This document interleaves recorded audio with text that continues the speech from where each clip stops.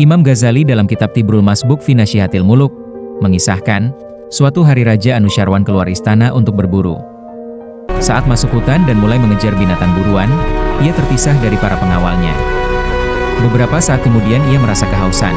Pada saat yang sama, ia juga melihat desa kecil yang jaraknya tidak terlalu jauh. Tanpa berpikir panjang, dia pun segera menuju desa tersebut untuk meminta air minum kepada penduduk setempat. Sampailah Raja pada salah satu rumah penduduk. Mengetahui ada seseorang di luar rumahnya, seorang gadis pun keluar dan langsung mengenali bahwa orang tersebut adalah Raja Anusyarwan. Setelah melihat Raja, ia kembali ke rumah lalu memotong sebatang tebu, memeras airnya yang manis, mencampurnya dengan air, menuangkannya ke dalam sebuah gelas, lalu memberikannya kepada Raja. Saat akan meneguk minuman, Raja melihat ada sedikit lumpur yang bercampur dalam air tebu itu. Ia pun meminumnya dengan perlahan sampai habis. Usai dahaganya hilang, Raja berkata pada gadis tersebut, "Air yang nikmat, andai saja tidak ada lumpurnya yang mengganggu," ucap sang Raja. Gadis itu kemudian mengatakan bahwa ia sengaja menambahkan lumpur pada minuman tersebut. Raja pun terkejut mendengar ucapan gadis itu dan menanyakan alasannya. "Aku melihat engkau sangat kehausan. Jika air ini bersih tanpa lumpur, engkau pasti akan meminumnya dalam satu tegukan.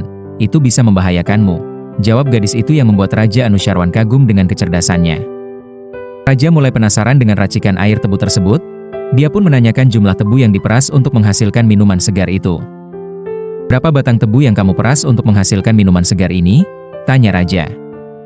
"Hanya sebatang tebu," jawab gadis singkat.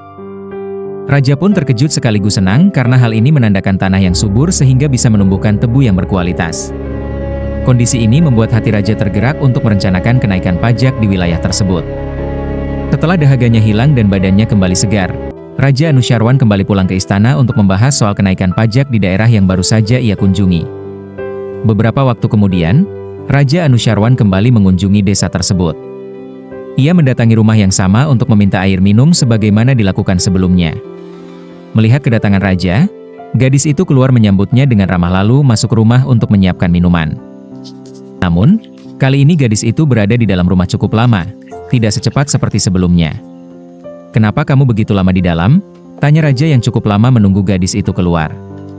Gadis itu menjawab bahwa saat ini kualitas tebu menurun, sehingga ia membutuhkan beberapa batang tebu untuk menghasilkan minuman itu.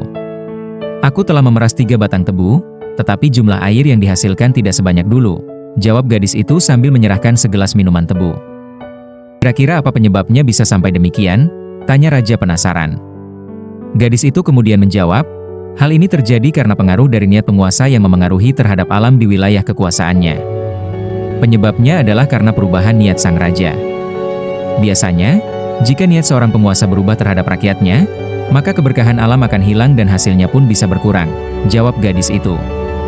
Raja Anusyarwan tersenyum mendengar penjelasan gadis itu karena rencananya sudah diketahui dan dirasakan oleh rakyatnya. Ia pun akhirnya membatalkan niatnya untuk menaikkan pajak. Tidak hanya itu, Raja Anusyarwan pun menikahi gadis tersebut karena merasa terkesan dengan kecerdasannya dan kefasihan bicaranya. Kisah yang disampaikan oleh Imam Ghazali ini mengingatkan para penguasa agar bersikap hati-hati dan peka terhadap kehidupan rakyatnya. Seorang pemimpin yang adil dan bijaksana akan membawa keberkahan bagi rakyat dan wilayah yang dipimpinnya. Sebaliknya, niat yang tidak baik, misalnya dengan menaikkan pajak, dapat menghilangkan keberkahan dan merusak harmoni alam, sebagaimana tergambar dalam kisah ini. Demikian pula dengan jeritan dan kesedihan masyarakat akibat kebijakan penguasa yang memberatkan, hal ini bisa membawa energi negatif yang berdampak pada lingkungan. Dalam dimensi spiritual, hal ini dapat mengurangi keberkahan dan kesuburan alam. Jika sudah demikian, tentu hal ini akan memengaruhi terhadap siklus perekonomian negara. Wallahu alam.